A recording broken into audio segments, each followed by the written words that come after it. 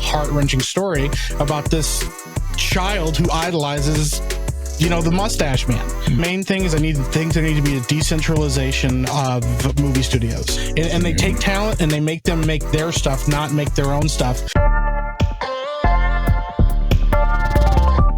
So, as a fellow movie snob, can you tell me, if you were to, when you're taking your approach to films and all that kind of stuff, what is it that you think that the current film industry and like what's going on? Because we've seen, like, right now we're in kind of a resurgence, and I'll put it that way a little bit, when it comes to movies and theaters and all that kind of stuff, making a little bit more money right now. Yep. I think a report came out that said they're not quite back where they were in 2019, but they're better than they were prior years, or prior years to this year. But everybody's complained about a breakdown in the quality, breakdown in the writing, storytelling, the way that things are just being sequelized, the way that these things kind of are taking the lazy approach. And with the current unknown effects of the new tariffs that are going to be implemented for Hollywood, nobody knows what that's going to do. But so it's like everybody's kind of up in the air. I've always been an advocate for you don't necessarily, if you look at like a few various studios for your content, if you're looking at Disney or Warner Brothers or Paramount and other ones, if you're looking at these particular studios for it and you're like, hey, I'm not getting what I want, well, excluding Paramount, because they, with that Taylor Sheridan stuff, they putting out banger after banger. Yeah. But that boy don't miss. No, it's like, okay, I think a bigger focus should be on independent film. Yeah. And independent film should be kind of pushed to the forefront. Yep. What do you think that independent film writers and independent filmmakers need to do to kind of get their stories out there, or people's approach to independent film to get it out there, to make that the forefront, so that we can go back to the days where it was like, where you didn't have these like these like 4-pillar studios where they owned everything, every IP. Yep. And you had these little ones where you had this one came from MGM and this one came from Paramount. This one came from all these other studios, and you just enjoyed the films. What do you think that needs to happen? I mean, that's a lot. I think a lot of things need to happen. The main thing is there need to be a decentralization of movie studios. It needs to stop being just Hollywood and Atlanta.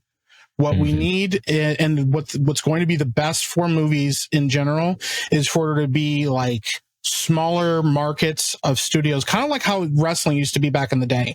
You had different territories, and they need to be pumping out movies. We need movies in the Midwest.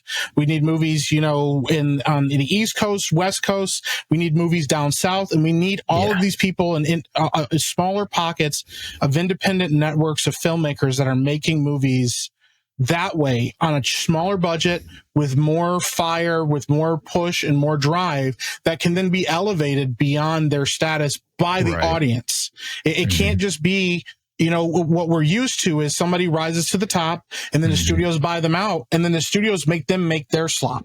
Exactly. Taylor Sheridan he is so good that it's hard for him to miss. But if you look at what Disney does, as trash as Ragnarok is, with Taika Waititi also made Jojo Rabbit. Jojo Rabbit's a phenomenal movie. Okay. It's actually an incredible film. It's very funny, but he also does a great job of telling a beautiful, heart-wrenching story about this child who idolizes the mustache man, which is kind of wild, I will say this. If you have a problem with Ragnarok and you watch Jojo Rabbit, it does not feel like the same guy. It's totally different filmmaker there, but now they have him pumping out all their stuff, and they take talent and they make them make their stuff, not make their own stuff. Right, and then you look at somebody like Ryan Coogler, who just made Sinners. Yeah, I'm excited to see that one. I haven't seen it yet. You got to go see it, man. It's so good. But he's making films at another level. But then that pushed me to the second thing. If you want to make movies, you need to love making movies. You need to not just be a fan of current day films and what people are doing.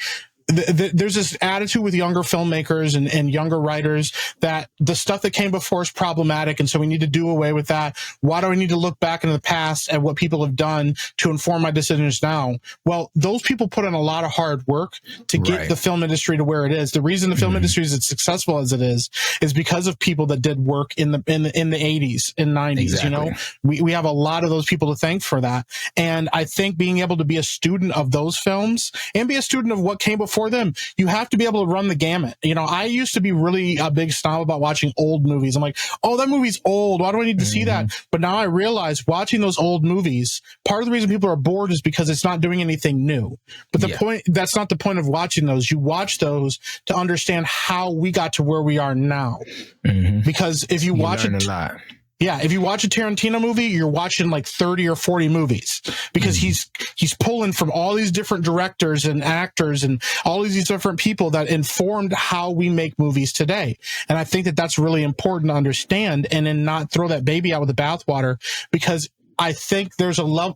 Art is predicated on the people that came before you and inspiring the people that come after them. And that's so on and so forth. And it's kind of a